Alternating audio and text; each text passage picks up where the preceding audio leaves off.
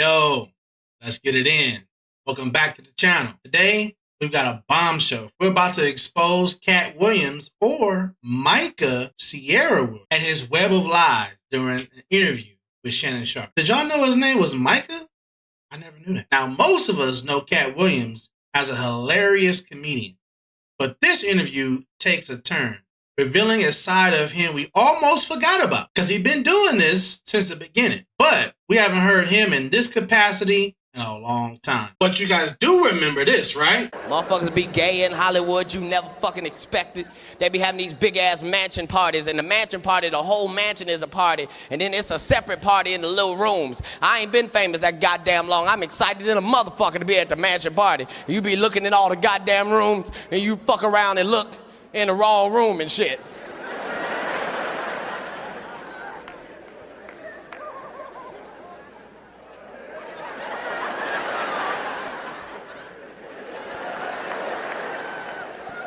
Nigga, come here, come here. Is that two niggas kissing? Is one of them niggas Professor Ovi? He came out the closet, he came out the closet. Oh my God, a rubber. So he really shouldn't be surprised. Now, while the interview was hilarious and entertaining, I believe in keeping things fair. And I don't think Katt Williams is being truthful about himself. During the interview, Shannon Sharpe asked Katt a few questions where Katt's responses was a little weak. Made me kind of question, is he really telling the truth? Now, we're going to get into some things that you might not like. And I like Katt Williams. I think he's funny, and I appreciated the interview and the energy he was bringing. But at the end of the day, we got to be true with ourselves. Now, he lies about his upbringing. He alleged that he reads 300 books a year. Why the fuck you lying? He alleged that he left home at 13. Then he said he was interviewing black, white, and Chinese homeless crackheads. And not only that, he alleged that he was making $2,000 a day stealing car radios. But on top of all that, he swears he would never wear a dress. But he's had some suspicious roles himself. So let's dig deep and see if what Katt Williams is saying is truth or nothing but smoke and mirrors. Let's get it in. What was your upbringing? How was it? How was life as Katt Williams Crunk coming up?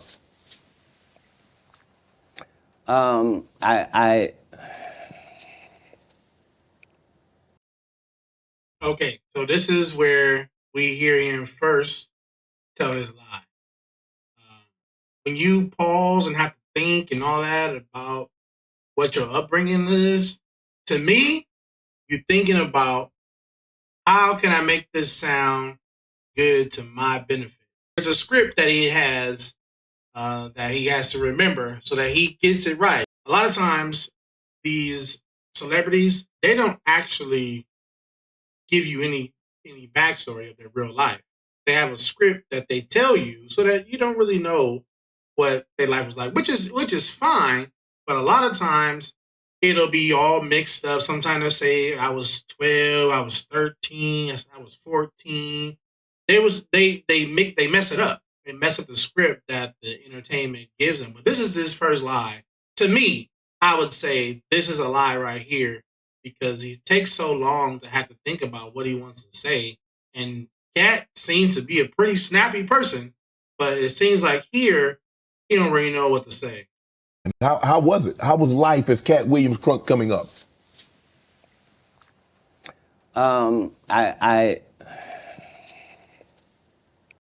See all the stuttering? You can say, he's just trying to get his words and thoughts together. But if you actually listen to some of these celebrity interviews where they're asked to give their backstory, a lot of times they give you different stories all the time. Like Katt Williams said, Steve Harvey, his backstory is not true. It's Katt Williams' backstory, but he keeps saying it. He said, didn't you say it about the last wife? Because they keep mixing it up. They keep messing it up. But if you really follow these celebrities, you'll see that they don't really be telling the truth here. They really be telling the script that the industry has given them to say. At 5 years old, I was in front of 5,000 to 10,000 people giving a performance with a full suit and tie on. You know what I mean? So, At 5 years old, he is in front of 10,000 people. Now, 5 and 10 is a pretty big difference. Now, if you want to believe that, you can, but doing what? What's a 5-year-old doing in front of 5 or 10,000 people? I don't know what he could be doing. Anyway, let's move to the next one. I'm almost 100 years old right now, but if we go outside right now, I can run a 4.340 or sub. I can do a 4.16 if I'm there's Jimmy John's across the street. We can order. But you've been on the submarine. That what you sub? So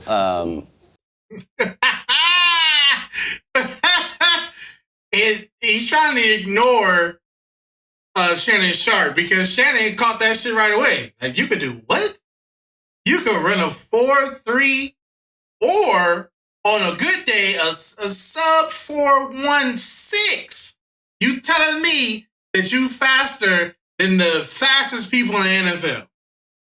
You telling me you could win the U.S. Olympics right now? That's what he's telling me. Now, I'm just saying, this sounds ridiculous. And then Shannon is like, you can sub what? You can go get a sub. You ain't running no sub 4.1, 4.16. Come on now. And you can hear him trying to ignore Shannon because Shannon called him on that shit. And now he's like, well, let me just keep going so that I don't get caught up even more. Let's rerun it some. I'm saying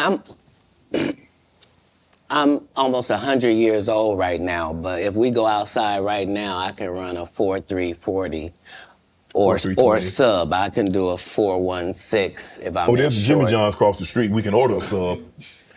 But you've been on the submarine. That what you sub? So back then it was even greater. So you see how he just like moved past that? He said I can run a 4.16 if I'm in shorts. No, brother, you're not running no 4.16. What did we it's the 20-yard dash? What are we talking about? The 30-yard dash or something?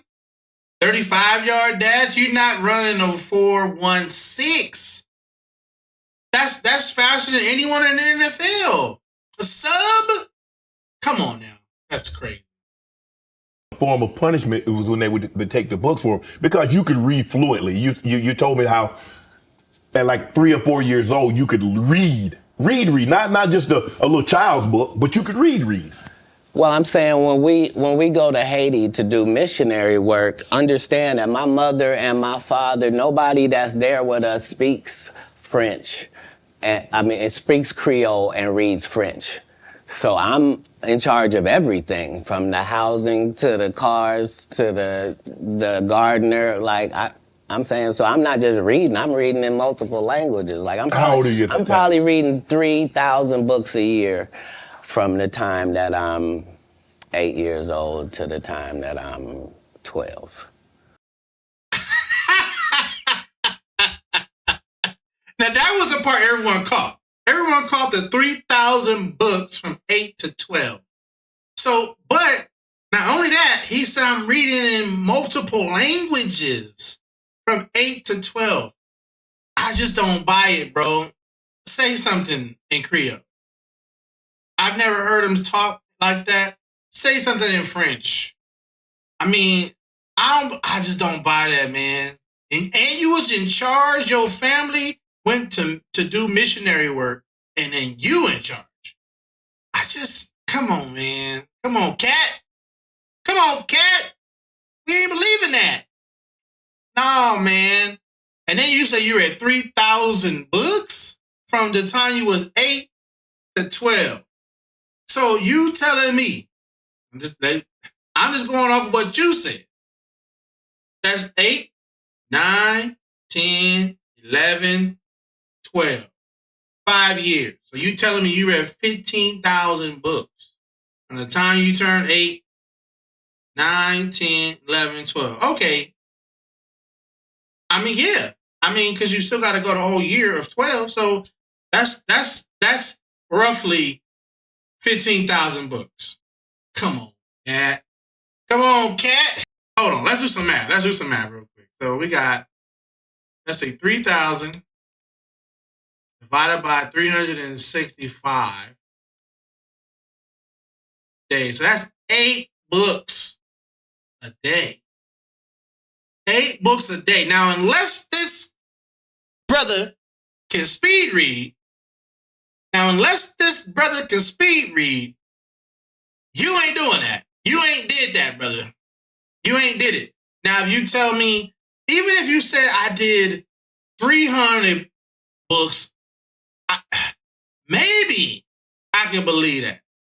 But if you talking about you did 8 books in every day, nah, bro, that's you lying. Why you always lying? Now, with storytellers, they always embellish. You know what I'm saying? He might have read 300 books, maybe. He said he spent 8 hours a day reading. You can read a book in 8 hours. Jesus was my big homie. So you know how you get a story about a dude joined the gang and you get a big homie, right? Like at this particular point in my life, my thought is that the Bible is the greatest book that's ever been written. Okay. That it houses the truth and that it gives you this story of Jesus. And now I want you to hear how he worded that. He said, at this particular point, I wouldn't say that. I would just say at that time, I already knew that the Bible was the greatest book of all time. But when you specify, and he's the smart brother, when you specify, and when it says at that particular point, he's telling you that there's points where he did not think that, which is why he got into Islam. And then he started, I guess, reading the Quran. But the Bible and the Quran have nothing to do with each other. Those are 2 different ideologies, okay? And 2 different gods. The God of the Quran that Muhammad said that he found and the Most High God of the Bible, not the same thing. But the point is that this is another lie that he's telling. You can listen closely. I'm supposed to be like him. Okay. So it's already in my head that as soon as I get 13, I'm leaving.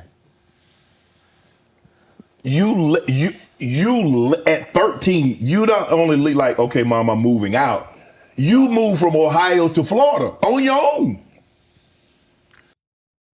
Now, I'm going to say this is another lie because you cannot just leave the house unless you're emancipated. And in the state of Ohio, I believe, and you can look it up, tell me in the comments, if in the state in Ohio, you got to be 16 to be emancipated. You can't just leave the house and go down to Florida. You weren't afraid? I mean, you like, did you? Hold on. Did you not have? So what were you going to do when you got to Florida? Don't say I wasn't afraid. There's no such thing as a human being of not being afraid. Okay. There are certain human beings that understand that being afraid in no way stops you from doing what you got to do. Okay. So I was afraid, but I couldn't be that afraid because I knew what had happened with Jesus. I knew how it worked out. Now, Jesus did not run away at 13. Now, he did separate from his mother and father at the age of 12. He went to the synagogue and he was teaching, being amongst his people. And then when his parents came and found him a day or 2 later, he just went on and then Jesus was just homeless until, he became an adult. No, his parents came and found him a couple of days later. And then to be obedient to his parents, he went back with them.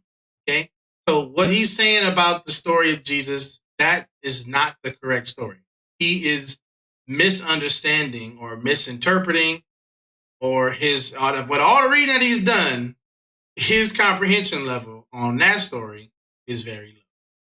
He already had his deals when he got here. Have we heard of a comedian that came to L.A. and in his first year in L.A. he had his own sitcom on network television and had his own movie called Soul Plane that he was leading? No, we've never heard of that before that person or since that person. What do you think a plant is? A plant, if we just going to talk about what a plant is a person that collects information on a entity or a group and it passes it on to the powers that be. Now, did Katt Williams not say that he likes to pay for information? That sounds like a plant. I'm just giving you guys what you didn't see. I'm not saying I didn't like it or I don't like Katt Williams. But if you want to talk about who is a plant, it would be the person that collects information about people or groups of people and passes it along to others. That's what a plant is. Maybe people don't understand the definitions of these words. I just explained. You are right. People don't know. But now they do. Number one job of somebody that sold their soul important in the checks and balances of the universe that liars not get to make complete narratives for themselves. Are you not afraid about being blackballed again? These are some power people. What do you mean again? These people are not powerful. Satan can't create anything. That includes blessings for his people. That's why, you know what the number one job of somebody that sold their soul in Hollywood is? What? Is to act like it didn't happen. Now, did you hear what he said? He said that their job is to act like it didn't happen. What is he doing? You're not going to tell me that you in Hollywood in one of the biggest shows in entertainment, having 19 tours and 16 specials and all that, and you're not a part of it, bro. You acting as if you're not a part of it. You said that you went into the belly of the beast. Then that means that you're a part of the beast. Period, point blank. You might not have done as much as some people have done, but you've done some dirt, bro. You're not going to be able to get on TV and on specials and on movies and all these things, and you haven't done nothing. So when you say that it's their job to act like these things didn't happen, I see the same thing in you, which is what the point of this video is, to show that what is going on is not all 100 truth. It's his narrative, his side of things, but he's not explaining that he was a part of that too, or he's done some things too. That's the issue with the so-called pastors of today, is that they act like they ain't never did nothing. But when you read 1 Timothy 3:3, it says, we were also sometimes foolish, but now I've repented. He gotta end up saying that he used to do some stuff, or he's done some things, and then this could be truth. But right now, this is more of a narrative exposing other people's dirt. I like ammonia in this bitch. Now, tell me, look, check it out. When you go to the restroom as a man and you're just going to go pee, do you ever take your pants all the way down? No, you don't. Never. No straight man is ever taking their pants all the way down like that, bro. I'm telling you, some of the stuff that he does is a little suspect. It make me suspicious. You know what I'm saying? So I can't just give him everything. This is weird as hell, bro. It's weird.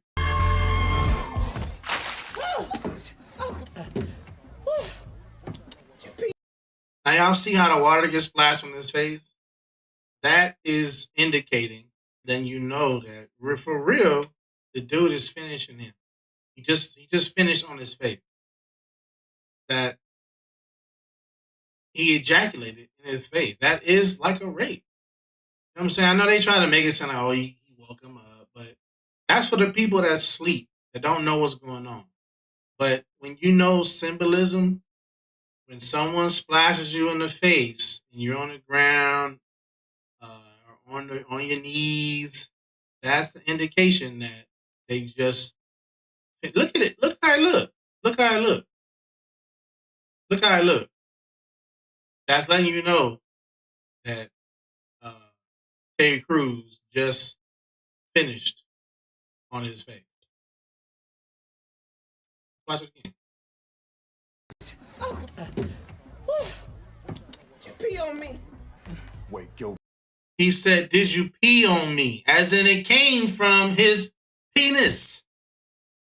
This is a rape scene, okay? That's just a little suspicious. That's just one. Let's take another look at it. Another one.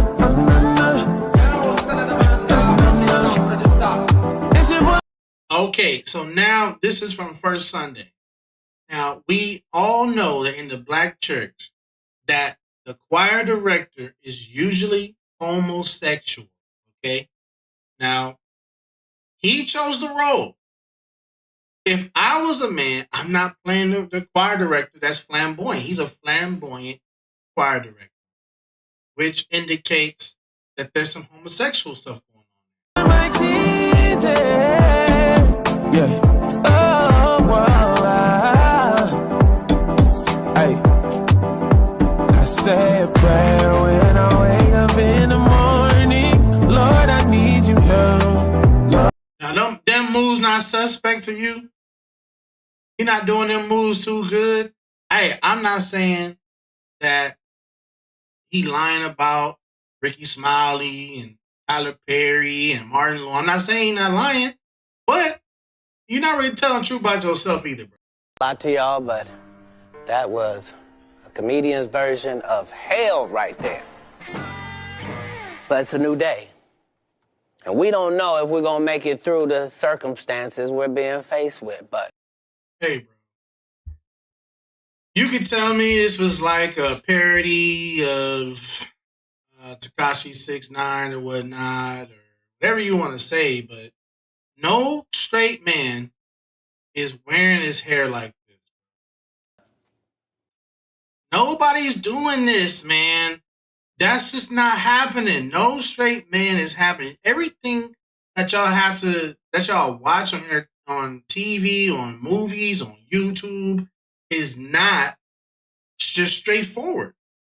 A lot of things are coded and encrypted, subliminal. This is a subliminal thing. He's telling you who he is without telling you who he is, like he said. This is craziness. Now, this is from The House Next Door Part 2. Or let's see how he looked. Do y'all see how he's looking here? Do y'all see it? What straight man is wearing long ass pink hair like the city girl? That ain't happening, bro. No man is gonna choose to wear the city girl weave all down your back. That's just not gonna happen. So when you telling me that you the only one that ain't done nothing, and it's everybody else, I think you a liar. I think you lying, bro. Because this right here is a no-go for a straight man. I'm just saying, maybe you're not gay, but he gay-ish. How about that? You know, that's just kind of how I feel about it. Look at this. Look at this picture, yo. This is not a man that's just straight. There's a lot that's to be said here. This can't be. There's something inside of this man that's messed up too.